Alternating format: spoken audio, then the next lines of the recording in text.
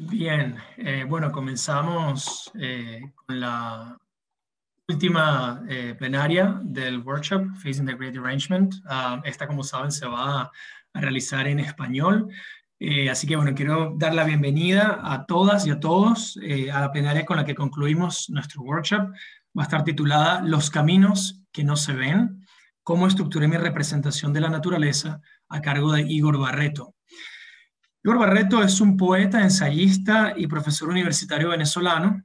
Entre sus publicaciones destacan Crónicas Llanas de 1989, Tierra Negra de 1993, Carama del 2001, Solo Vapure del 2006, El Llano Ciego también del año 2006, Annapurna, La Montaña Empírica 2012, El Campo, el Ascensor, Poesía Reunida, publicada en el año 2014, El Muro de Mandelstam del 2017 y su más reciente, La Sombra del Apostador, El Gallo Combatiente y su ritual Analfabeto del año 2021.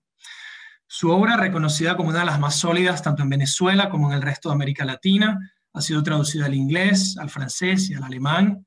Ha recibido, entre otros reconocimientos, el Premio Municipal de Literatura de Caracas y la beca de la John Simon Guggenheim Foundation para América Latina y el Caribe.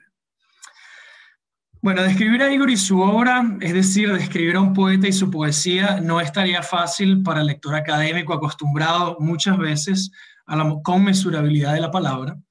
Yo creo que los poetas se describen mejor entre ellos, y con esta excusa un poco manida quería valerme de la palabra de la poeta venezolana Gina Saraceni, que describe a nuestro plenarista como un viajero de río. Un navegante de barcos de vapor que trafica con objetos, emociones, historias, animales y léxicos. Un viajero que va y viene de una orilla a otra, del llano a la ciudad, de la oficina al Himalaya, de la gallera a los bares de pueblo, y a través de estos desplazamientos traza vínculos entre las cosas que ve y los relatos que oye, entre lo remoto y lo actual, lo nacional y lo extranjero, lo real y lo virtual, lo oral y lo visual. Es poco lo que puedo añadir, pero me atrevería a decir que Igor también es un poeta de estratos y de ambigüedades, y que desde esos espacios de indistinción ensancha la posibilidad de una lírica distinta que se enlaza con las producciones culturales que venimos discutiendo desde ayer y que atañen, entre otras cosas, al cambio climático y a lo impensable. Es por ello que yo quería inaugurar esta última plenaria leyendo un poema breve de Igor, y luego voy a darle la palabra a Igor, que como habíamos comentado ya al principio de este workshop, Igor la ha grabado para nosotros, un poco para también facilitar la calidad técnica, dada la distancia, ¿no?, entre una conexión y la otra. Ese poema breve que les voy a leer se titula El árbol de mango, y es un poema que está incluido en el poemario Tierra Negra de 1993, y el poema lee así: el árbol de mango es inmortal y no necesita de lo humano. Forma umbríos claros en lo denso del monte y ahí perdura. La palma podrá sostener al mundo, pero el mango ha aceptado la oscura llamada del bien. Porque no quería tener algo en nada, se ha ido. Más allá de las dunas azules, entre madroños y píritus de negra espina. Allí donde dos ríos se unen como semblantes de soledad. Bueno, con ese poema yo le quiero dar la bienvenida a Igor, que nos acompaña acá. Es, por supuesto, un placer y un honor contar con Igor Barreto en nombre de Azucena Castro, Ken Benson y mi persona como organizadoras del workshop. Le damos la bienvenida a Igor y, por supuesto, a todos a esta última plenaria. Voy a compartir pantalla, si me permiten.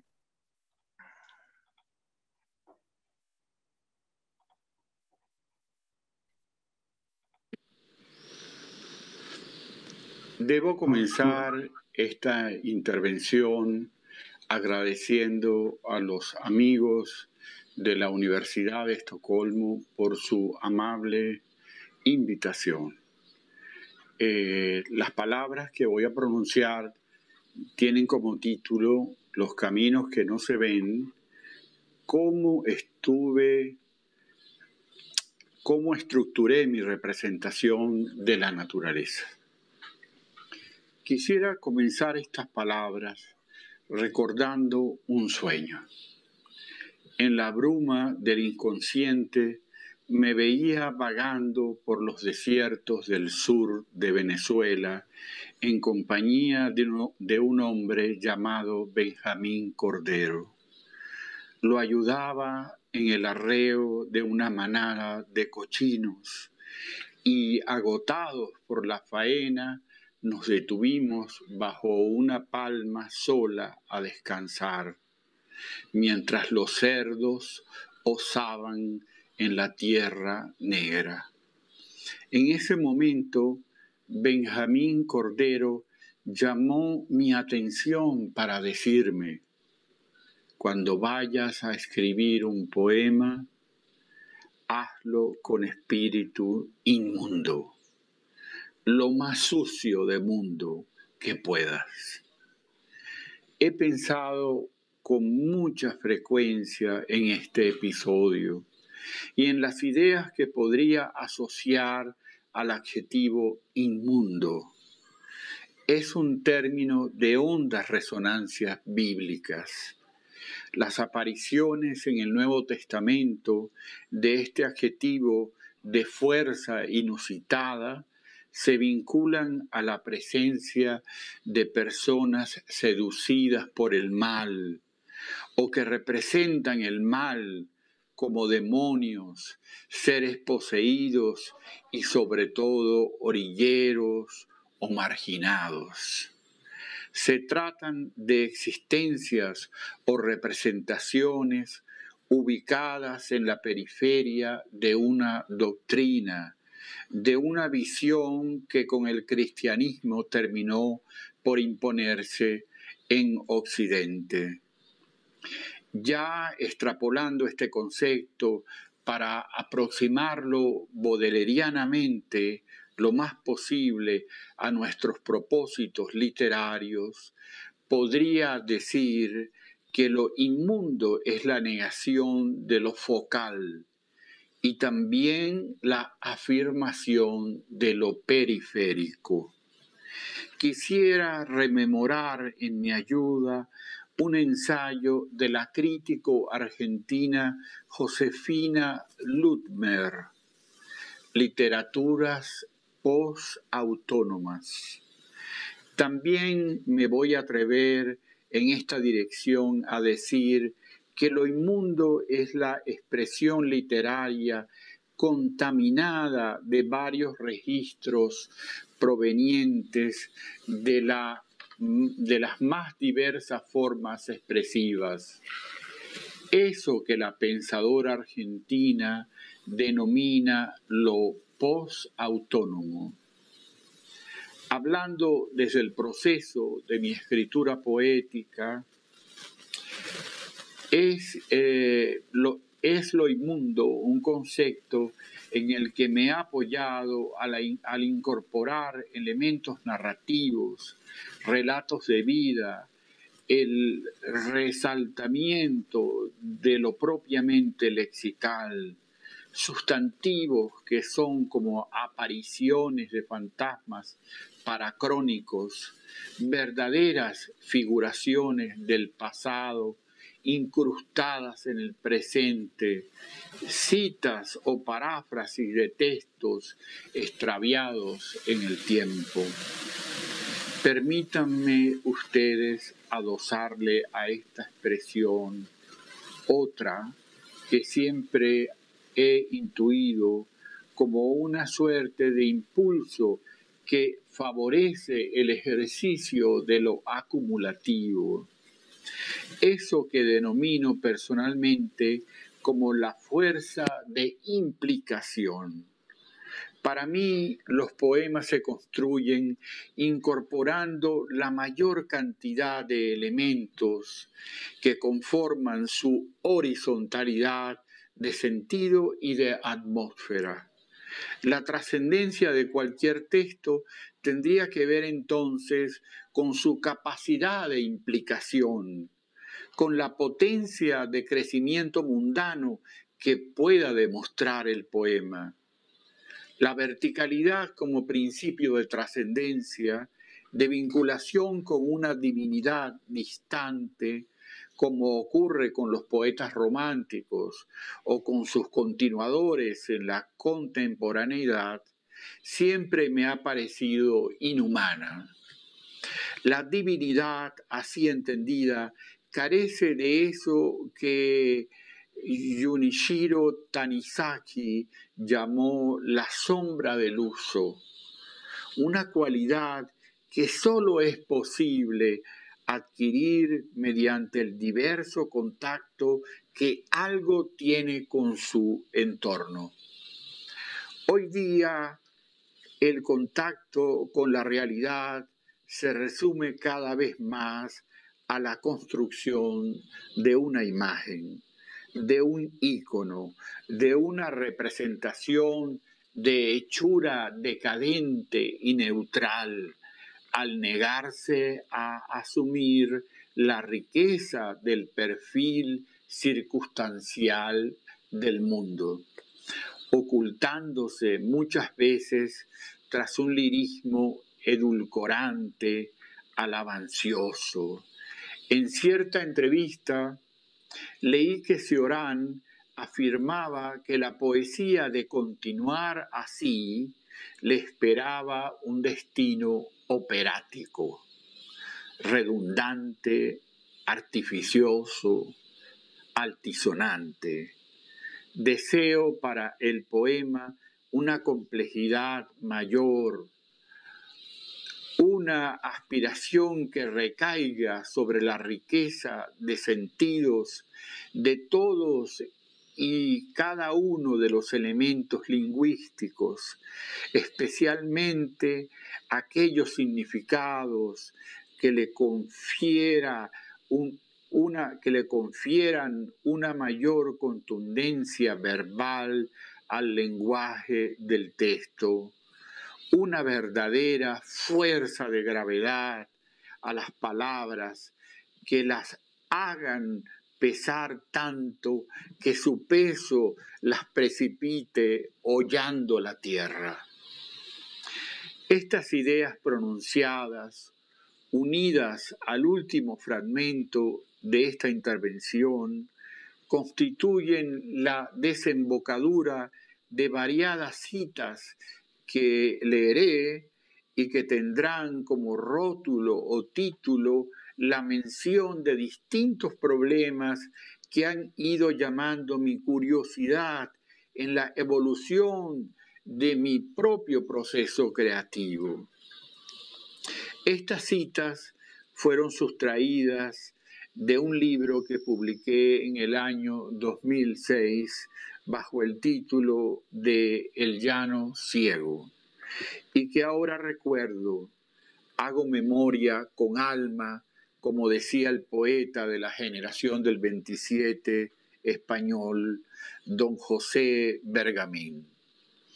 Paso entonces a leerles dichos fragmentos del libro El llano ciego, rotulados con una mención al problema que plantean y acompañados de poemas pertenecientes al respectivo libro que dan cuenta de mi proceso y mi lamento al pensar en la representación contemporánea de la naturaleza. El exilio. El exilio como una categoría de la existencia, el abismo y la palidez del pensamiento son condiciones ya internalizadas en nuestra vida cotidiana. La primera forma de exilio que padecemos es una que tiene como ámbito lo temporal. Nuestro presente es solo el tiempo de hondas desilusiones. He ahí la causa de la irrealidad que nos acompaña. Muy pocos tenemos patria en un país del pasado.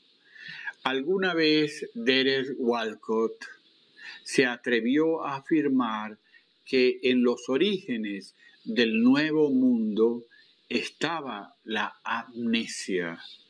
De estas cosas hablo como lector de poemas, esas vasijas donde guardamos el curso de la sensibilidad. En cine, Existe un recurso de puesta en escena que podría resultar revelador. Me refiero a la aplicación de la geografía imaginaria, mediante la cual se construye una locación uniendo con el montaje partes o imágenes de distintos lugares. A pesar de que las partes son reales, el todo es siempre imaginario. Eso ocurre en la mente de un exiliado. Sus recuerdos corresponden a sitios concretos, pero el todo de su vida es imaginario. Naturaleza del exilio. Nocturno de apartamento, 1998. Unas reses llegaron del boscoso anhelo, de unas calcetas añoradas. ¿Qué sentido tenían aquellos animales de rostros humanos? La cocina era una hoguera a medianoche. El acallamiento vegetal del balcón, donde unos helechos aletean como esfíngidos. ¿Qué fue de la quietud de esos parajes que conocía tanto? No encontré barriales constelados, ni la camisa azul. Era la naturaleza del exilio, un río de nada, algo que corta una cebolla en pequeños trozos, blanca como un farol bajo un árbol marchito. Paraíso perdido. Milton ha dicho en El paraíso perdido: la tierra tan pequeña comparada con el cielo y faltándole la luz. Entonces, una tierra en esencia oscura. Pobres y engañados trópicos que creen que la luz les pertenece. La palmera de penacho brillante perdió su orgullo y está enferma. Es solo una reliquia de la sombra. La naturaleza. ¿Cuál será la imagen que busco de la naturaleza? Sin duda que no se trata de una deificada y espiritualizada hasta el hartazgo, pero tampoco esa otra más moderna de la que habla Gottfried Benn en su carta a Oelse. La naturaleza es vacía, desierta, solo los venados ven algo en ella, pobres diablos condenados a constante sufrimiento. Huya de la naturaleza que echa a perder los pensamientos y estropea notoriamente el estilo. En Benn, cuya voz proviene del intramundo urbano, se expresa una visión ausente de piedad. El poeta alemán no quiere ser la voz de un colectivo ni de la impostura burguesa de sus valores. La solidaridad, la autenticidad, la identidad, la trascendencia. Aunque me inclino por su poesía sin piedad, despojada y libre, no tolero su desapego y vaciamiento de alma. Si la naturaleza ha sido pervertida e intervenida y sobrevive apenas en el imaginario del exilio, Es preciso que, cargados de esta conciencia del deterioro, y recuerdo a James Hillman, nos dispongamos a restituir el alma al mundo. Naturaleza, lo no humano. Simplemente aquella porción del cosmos que no he visto, lo más apartado, el lugar donde unos pájaros comen semillas de árboles para los cuales carezco de nombres. La sola presencia de una persona ahuyenta la naturaleza, la descoloca con su orgullo y humanidad. Decir hombre y huir todo lo que transcurre sin ley alguna es la misma cosa. El presente. Recuerdo un paseo con el cronista de la ciudad de San Fernando, don Julio César Sánchez Olivo. Nos deteníamos en cada esquina y él me iba diciendo: aquí estuvo la farmacia Libertad, ahora había un edificio. Aquí la antigua fábrica de hielo, ahora tan solo un terreno baldío. Luego de aquellas caminatas, pensé que cada objeto merecía perdurar y ser memoria de un tiempo, ya que solo lo antiguo tiene corazón. San Agustín creía que el presente debía conjugarse como presente pasado o presente futuro. Pero por desgracia entre nosotros, por desgracia para las cosas, para calles y ciudades, aquí el presente le sigue al presente en un mundo de pura y maciza cotidianidad. La ciudad que edificaron los conquistadores fue una ciudad amurallada, una ciudad fortificada, tan diferente y semejante a la ciudad contemporánea, amurallada también, pero por el presente, el muro del presente. De ahí deriva su terrible insularidad. Parafraseando al poeta cubano Virgilio Piñera, podríamos decir: la maldita circunstancia del presente por todas partes. Ungaretti, a Maffer. Oí hablar a Ungaretti de su Alejandría, cerrar los ojos azules y decir que otros lugares de Oriente podrán tener las 1001 noches, pero Alejandría tiene un desierto. Nosotros también tenemos la amnesia y el desierto del presente. La regla del paisaje es el monoteísmo. Esta perspectiva equivocada nace en el vértice donde se asienta el ojo único y divinizado que segmenta la naturaleza.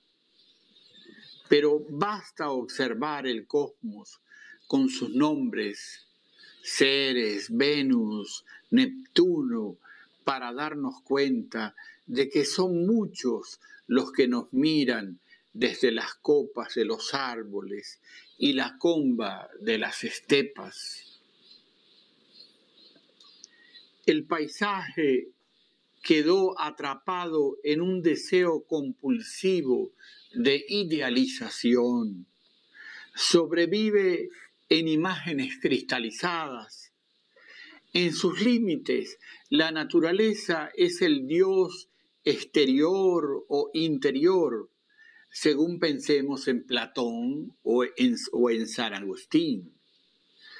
El exilio territorial desde el cual hablo siempre conserva un átomo de realidad, un correlato objetivo, como diría Eliot, la memoria de una experiencia que se pretende histórica. ¿Dónde están las ruinas veneradas de la naturaleza si hoy lo que encontramos son los escombros de un río fecal? ¿Cómo seguir creyendo en el paisaje como representación bella y agradable? El paisaje contemporáneo, de insistir en este término, sería una representación pervertida, intervenida, impura, una cordillera de desechos. ¿Cómo saltar valiéndonos de una estrategia lírica por encima de este presente y volver a escribir sobre unos árboles que cabecean y rumoran, entre ellos necedades? El lugar. Si alguien dijera que desea representar el paisaje, reivindicaría para la escritura poética la noción de lugar. El lugar es lo dinámico que se opone al estatismo de una imagen pictórica de la naturaleza, lo particular, lo histórico versus lo universal, lo nominal frente a lo adjetivo, paisajismo. Sí, según Baudelaire, solo consiste en glorificar legumbres. León Bloy decía: el más bajo grado de la miseria es seguramente no tener lo que puede llamarse un domicilio. Para enfrentar el mal no tengo divinidades, tengo el recuerdo de lugares. Es lo que puedo convocar en mi ayuda. El alma existe solo como una relación entre el individuo y el lugar. Se tiene alma cuando se está con armonía en cualquier paraje, por remoto que sea. Así te encuentras de nuevo con la unidad posible del lugar, donde el alma se torna palpable a los sentidos. Pienso en estas ideas mientras contemplo el regreso de Joaquín al pastoreo del Giotto. Uno de sus frescos de la Santa Capilla de la Arena de Padua. Giotto descubrió la noción de lugar cuando apenas se insinuaba la perspectiva y personajes y naturaleza eran un modesto asomo que no ocultaban su frontalidad. Entre Joaquín, que retorna arrepentido, y los pastores que lo reciben junto a ovejas, rocas y árboles, se crea una comunidad espiritual, una simpatía que valora el espacio, el lugar, más allá de cualquier percepción naturalista. ¡Qué paradoja! Una lámpara de aceite de foca ilumina el rostro de Robert Flaherty, sabio fundador del cine documental. Era la segunda década del siglo XX y había decidido abandonar su profesión de mineralogista.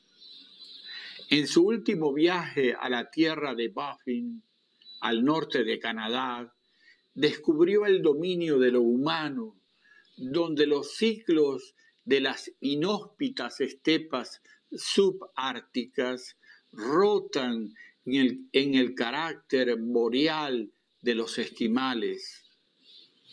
Tras 2 meses en canoa y trineo, Flaherty llegó hasta ellos. Traía consigo una considerable carga, 2 cámaras cinematográficas Ackley, las mejores en temperaturas glaciales, ya que utilizan un mínimo de aceite y grasa lubricante. También un trípode para las cámaras de movimiento giroscópico, decenas de latas de material virgen de la casa Eastman Kodak y un laboratorio completo que le permitía positivar la película que iba filmando. Y todo esto, qué paradoja, para reencontrarse de forma objetiva y convincente con la naturaleza. El pasado y la memoria. Superar la realidad, superar el paisaje, adentrarse en la memoria que es pura creación verbal. La memoria es un texto espontáneo que viene hacia el presente y nuestra conciencia intersecta su recorrido. La conciencia llama a la memoria desde la orilla del desamparo verbal. Hacer memoria es invocar palabras de una oración, encomendarse al espíritu del lugar y al acontecimiento. Hablar de la memoria es entrar en un espacio vinculante.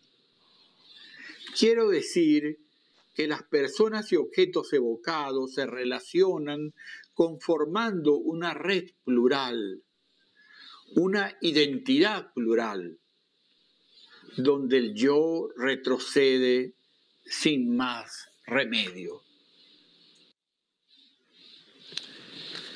En el ámbito de la memoria, el presente se aviene al pasado haciendo una reverencia.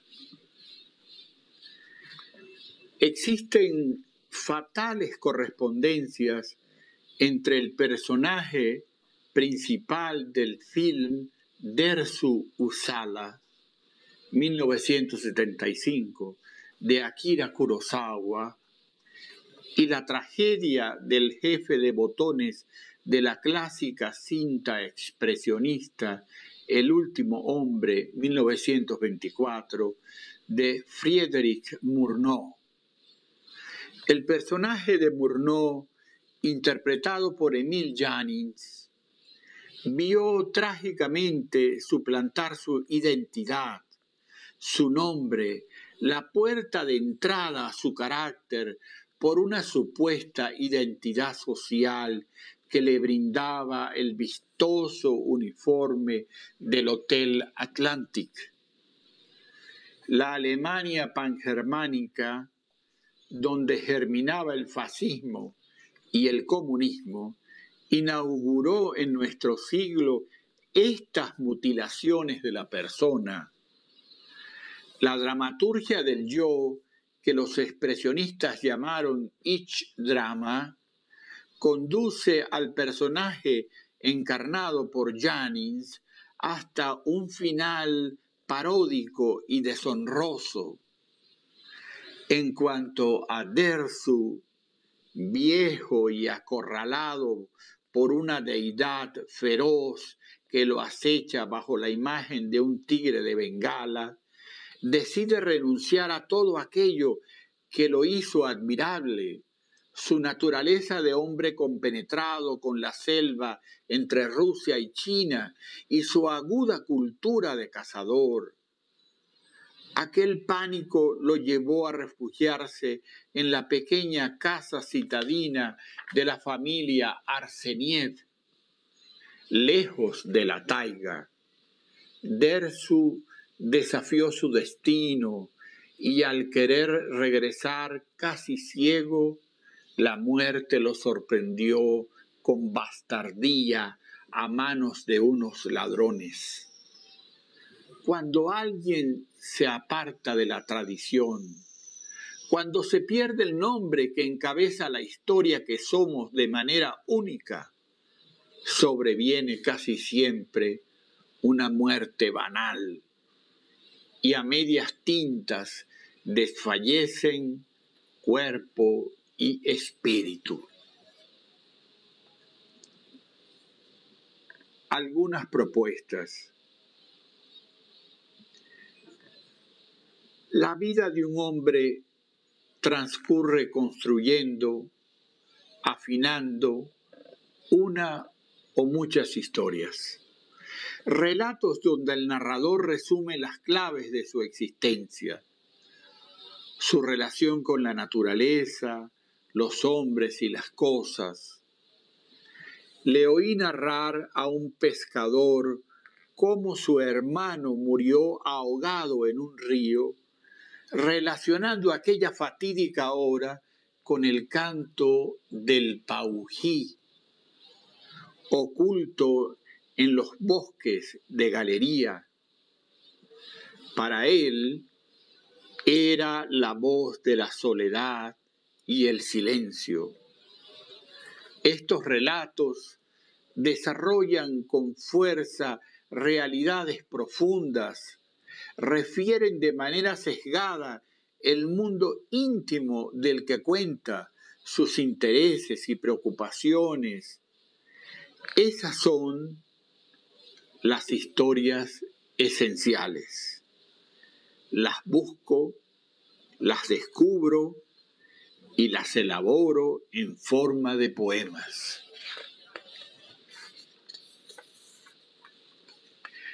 Desde los comienzos sentí el deseo de imprimir mayor sustantividad al verso.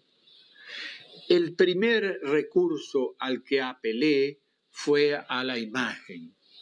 Organizar el poema mediante un montaje constructivo a la manera pudovskiana, donde el ordenamiento de una serie de tomas componían las estrofas y así secuencia tras secuencia hasta el final del texto. Era solo ingeniería visual. Aquel modo que privilegiaba el sentido de la vista contenía en su diseño figurativo el germen de su propia destrucción. El poema y la palabra perdían resonancia y ganaban en exceso racionalidad. Fue entonces que vino a mi mente la imagen de un pescador de orilla, oculto en un recodo del río, entre el bosque de Galería, mirando sin perder detalle la superficie reflejante del agua. Mirar y al hacerlo poner toda la intensidad del que está escuchando con sobrada atención. He ahí la respuesta, me dije. Mirar como el que escucha. Relacionar la vista con aquel sentido, el del oído, que para San Juan de la Cruz era el más espiritual de todos. Así el mundo representado en el poema adquiría mayor profundidad y su imagen resonaba con emoción humana.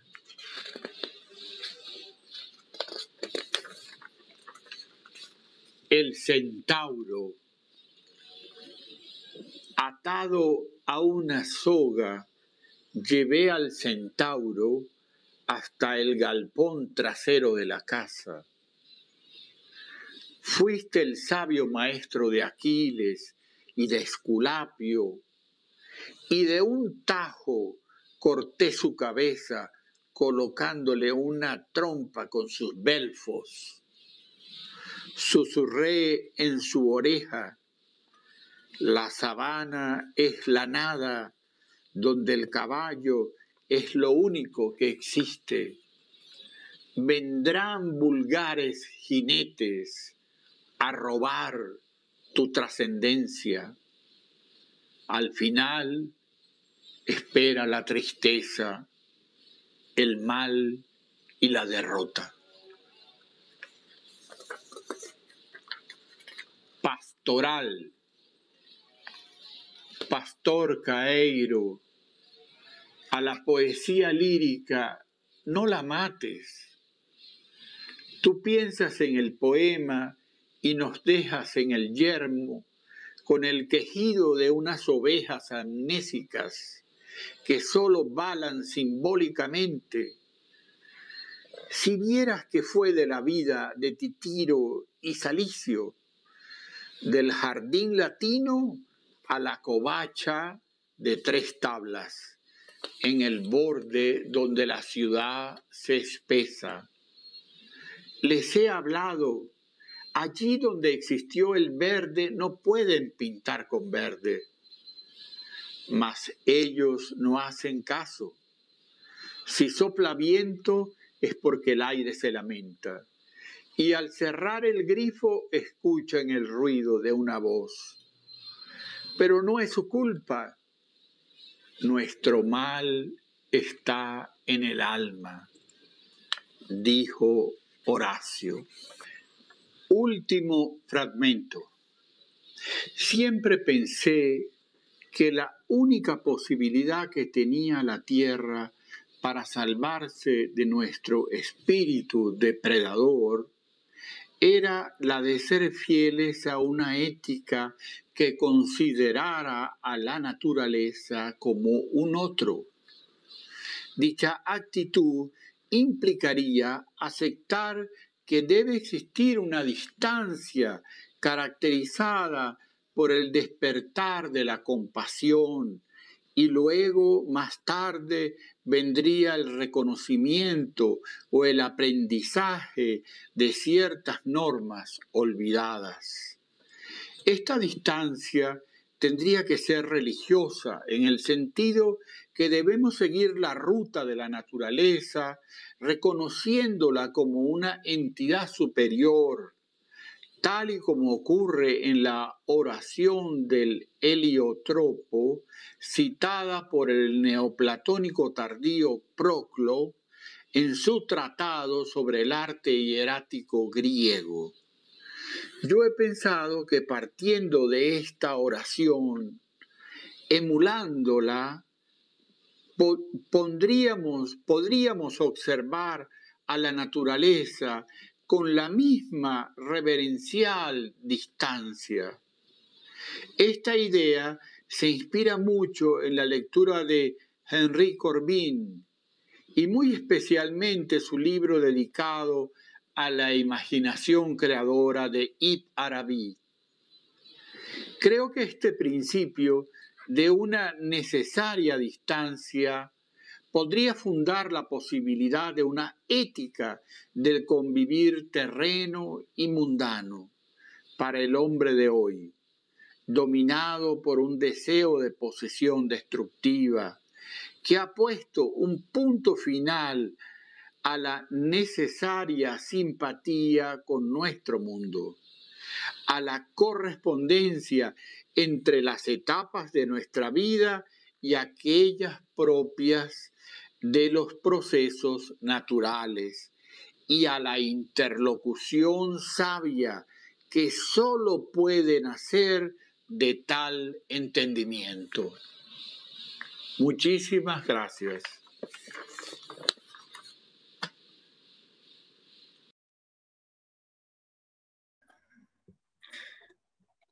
Perfecto. Bueno, muchísimas gracias. Igor, por la presentación, por haber grabado el video para nosotros y bueno, por la posibilidad de compartirlo con todos los participantes del workshop. Ahora, bueno, tenemos la posibilidad, al menos unos 15 minutos, para hacer preguntas. Si tienen preguntas para Igor, por supuesto, muy bienvenidas. Voy por aquí por ahora. Bien, yo de momento, bueno, yo puedo empezar para poder rodar un poco la discusión, los comentarios con Igor.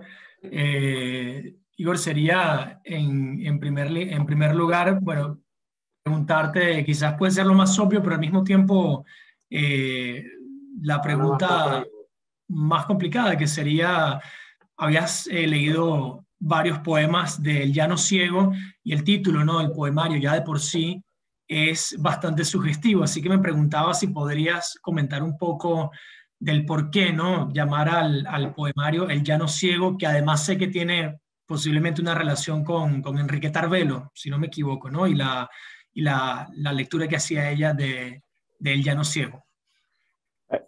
Sí, sí, es cierto. Enriqueta Arbelo Larriva, no recuerdo exactamente, pero creo que en los años 40 o 50, le dirige una carta a Julián Padrón, un escritor venezolano. Estaba en Caracas, Julián Padrón, y Enriqueta estaba muy interesada en hacer conocer su poesía, ¿no? Ella fue una mujer recluida en una casa colonial, donde prácticamente casi no salía a la calle, era una suerte de Emily Dickinson venezolana, ¿no? Yo me imagino que veía el mundo como ella lo refiere a través de una endija, ¿no? Como una suerte es una mirada muy parecida, muy semejante a eso que Bachelard llama la inmensidad íntima. O sea, reducir el mundo a lo más pequeño, ¿no? De ahí que su poesía es sumamente esencial, tiene un sentido de la concisión muy particular. El hecho es que en la carta que le dirige a Julián Padrón, al escritor venezolano Julián Padrón, Enriqueta Arbelo le dice, quejándose de su soledad y de lo que ella ve en ese llano de su tiempo, le dice, caramba, Julián, este llano está ciego. Caramba, eso a mí me despertó inmediatamente, pues, esa intuición temática que todo el que escribe debe tener, ¿no? Títulos o temas que puedan convertirse en símbolos de una situación o de una realidad, pues, ¿no? Ese es el origen del título, El Llano Ciego. La expresión de Enriqueta Arbelo, este llano está ciego. Yo dije, no, el llano ciego, el llano ciego. Realmente gracias. El llano está ciego. Todos estamos un poco ciegos. Sí, sí. Total. Tenemos una pregunta de Montserrat Madariaga. Bueno, te agradece, por supuesto, por la presentación y dice, tengo curiosidad de saber cómo usted vive esta ética del convivir con la naturaleza en su propio diario vivir. Bueno, realmente es un concepto, esa distancia que yo propongo que uno debería mantener con la naturaleza, no sé si será, es una distancia utópica, la verdad. O sea, la idea que se me ocurrió debería existir una ética para relacionarnos con un mundo absolutamente destruido. O sea, yo he presenciado la destrucción de mi lugar de origen, el trazo de carreteras que dividen geométricamente un espacio geográfico, donde han muerto innumerable cantidad de animales, la quema y la tala indiscriminada, ver el aprovechamiento desproporcionado de los recursos naturales, ¿no? que hoy vemos en el Amazonas venezolano. Entonces, he pensado que es perentorio, que es necesario establecer una ética. Por supuesto que quizá en mi vida privada, de qué manera puedo vivir, bueno, renunciando a tratando de mantener espacios, digamos, que no intocados,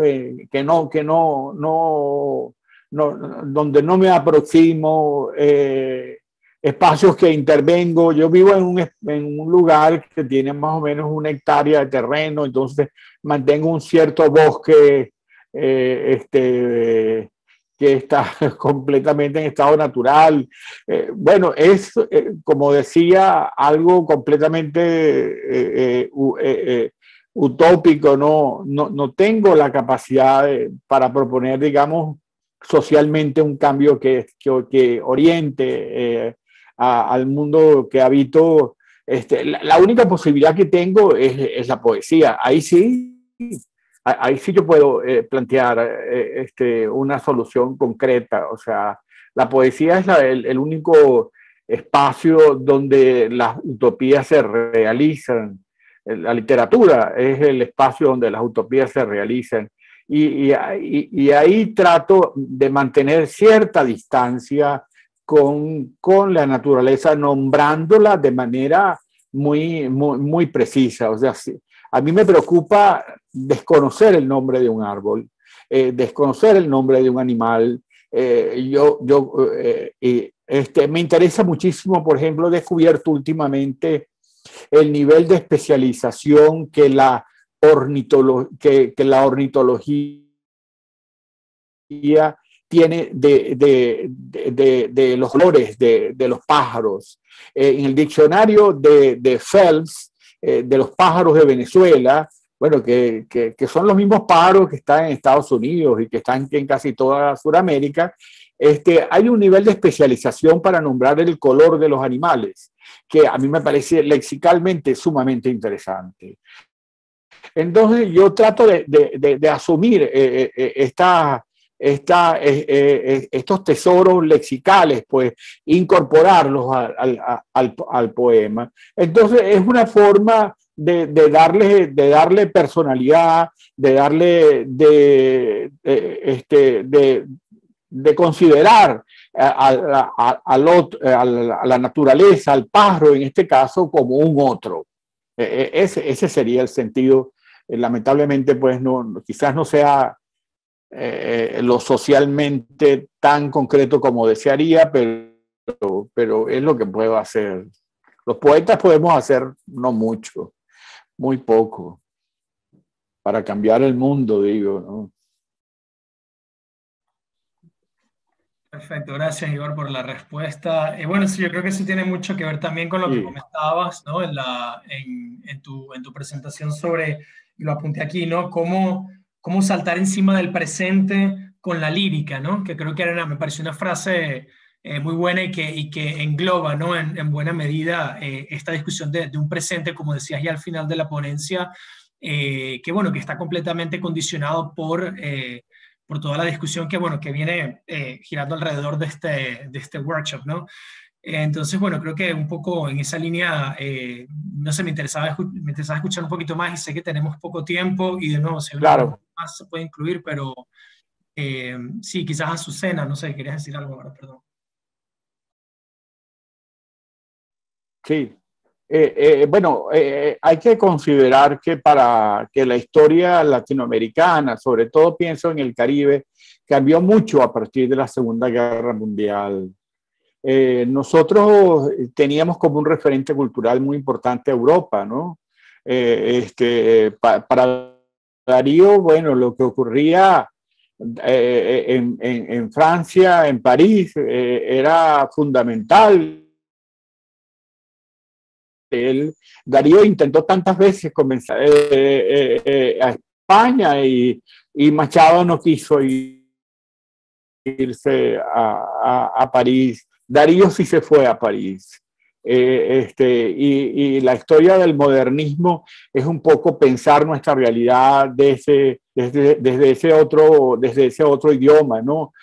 Como luego hemos pensado nuestra realidad desde otros idiomas, desde el mundo anglosajón, sobre todo. A partir de la Segunda Guerra Mundial, América Latina comienza a pensarse, sobre todo Venezuela comienza a pensarse desde el modelo anglosajón, desde el modelo norteamericano concretamente, ¿no? Que era muy determinante, muy marcada, ¿no? También hay otra característica venezolana y creo que latinoamericana. Yo diría que hay una categoría que yo llamaría cancelación. Creo que la historia latinoamericana está, ¿cómo diríamos? Cancelada. Es una historia que cancela continuamente grandes periodos, olvida grandes periodos de su propia historia.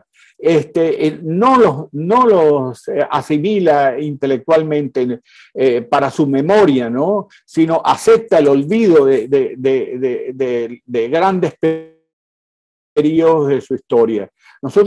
La historia venezolana comienza en el siglo XIX, a mediados del siglo XIX.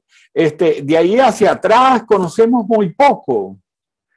Entonces, ¿cómo es posible eso que una historia de un país comienza no tiene 2 siglos? Es un absurdo. ¿Por qué? Porque partimos de ese principio de la cancelación. Cancelar periodos importantes de nuestra historia, olvidarlos y omitir la necesaria reflexión sobre nosotros mismos. Gracias, Igor. Bueno, Aso, no sé si quieres lanzar la última y con esto damos por concluida porque ya estamos sobre la hora, por cierto. Bueno, muchísimas gracias porque fue una reflexión. No te escucho bien. A ver. ¿Ahí me escucha mejor? Ahí puede perfecto. Bueno. Ahora sí. Entonces, te escucho muy bien, muy bien. Bueno, qué bien. Bueno, muchas gracias por la intervención. Qué bien, gracias. Ya, muchas gracias. Yo quería preguntarle, como usted llamó a su charla o a su intervención, cómo estructurar la naturaleza, si había... mi imagen. Sí, entonces yo me preguntaba si había momentos en que la naturaleza, con ese inmundo, con ese espesor del que usted hablaba, lo sintió usted como poeta y en su escritura de la poesía, que la naturaleza lo desestructuraba a usted, que lo descolocaba, que no había forma de escribir ese inmundo. Si había algún momento en su escritura o su relación como poeta con la naturaleza en que esa experiencia era desbordante, y cómo manejar esto en el poema.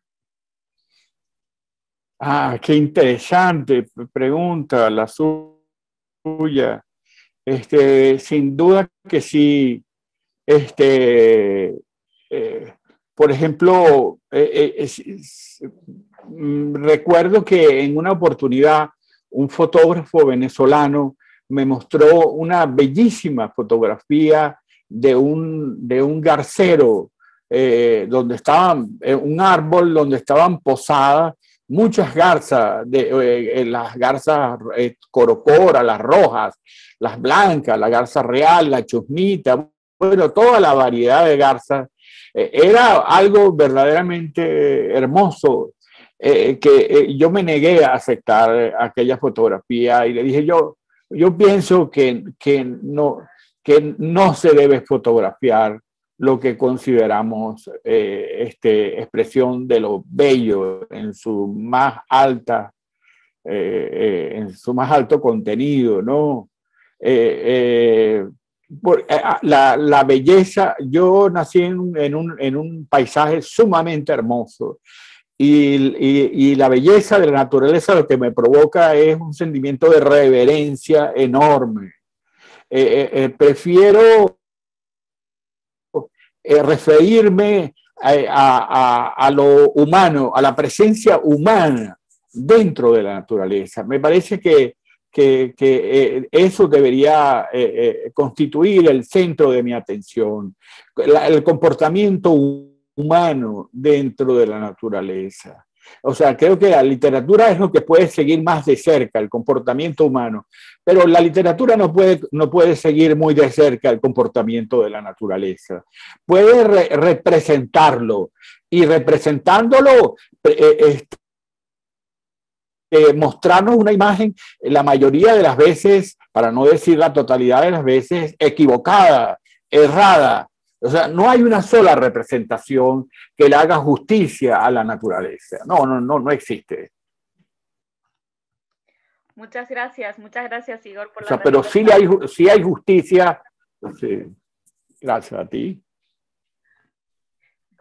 Bueno, perfecto. Muchísimas gracias, Igor, a Susana también por la pregunta, sí. y bueno, a todos los que han participado acá. Invito ahora a Ken y a Susana que también se sumen abran los micrófonos para que, bueno, hagamos ya entonces la clausura, ¿no? del workshop. 1.000.000 de gracias, Igor, nuevamente. Muy agradecido y honrado. Bueno, gracias a ustedes gracias. por invitarme. Final, ¿no? Muchas gracias. Sí, qué bueno. Muchísimas gracias, Igor, y esperemos que podamos invitarte aquí en persona a estar en esta preciosa ciudad que se ve al fondo, que es la ciudad de Estocolmo. Sí, bellísima. Sí, he estado en Estocolmo en muchas ocasiones. Ya lo conoce bien. Bueno, pues para la próxima aquí en directo, que será mucho más. Claro, sí, por supuesto. Sí. Pero ha sido magnífico el poder escucharle y la grabación ha quedado muy bien. Le agradecemos que haya hecho el esfuerzo de hacer la grabación para que todos hayamos podido seguirlo sin ningún tipo de distorsión. Sí, bueno, agradecido a ustedes y Ricardo Jiménez, que es uno de nuestros grandes fotógrafos venezolanos, quien ha hecho la grabación de esta conferencia. Sí. Pues sí, le agradecemos muchísimo también a él. Sí, a Ricardo, sí. Bueno, voy a pasar al inglés para cerrar el evento. Claro que sí. Gracias, por si hay alguien que no domina español. So thank you very much. When I talked in the beginning, I talked about 2 intensive days that we would have, because that was what I expected. But the expectations has been much stronger, much bigger, much heavier than that. I haven't seen a workshop with the intensity, with the knowledge, with the interactions, and in these conditions with Zoom and webinars, it's very difficult, but I think that it has worked. Thank for you, all the attendees, a very, very good workshop. And as we now are in the format of a webinar, we cannot have a discussion about the future, but we must have a future. And I think that we are going to have our function address, the email address of the event. We are going to have it during a time, so we can contact each other and networking and think about both the future publication of this event with your magnificent contributions, and the possibility, as it's cheaper to do this kind of workshops than when you do it live. So we have some money that we would like to expend to have a live workshop, maybe 1 year ago, and we then meet live here in Stockholm. And of course, Igor Barreto, it would be a luxury to have you here. So on behalf of the organization, thank you very much, and we keep in touch. I don't know if Gianfranco, Azucena want to say anything else. Yeah, just wanted to add that we will send you an email in the upcoming days just to give you more information about the possible publication. And as Ken said, I mean, it's been an honor and a pleasure to share this space, which is a digital space, with Igor, with Victoria and Gisela, and obviously with all of you that made this possible. Yeah, let's keep in touch, and let's keep strengthening this network we have here. I completely agree with everything. I'm really thankful for all the wonderful discussions and presentations, the keynote speakers, the panelists, the public that participated, that were not presented at the conference. So it was really wonderful. We will write to you, to those of you that, to all of you, but we will write in particular to those of you that showed interest in the publication, because we are going ahead with the last plan that we talked about. So if there are some of you that didn't answer to that email, we encourage you to do it so that we can see what are the texts we count on, and we can see about the language too, because that would be an issue to discuss for all of us and Gisela, I think. Yeah. So thank you, all of you, and it's been a pleasure. And yeah.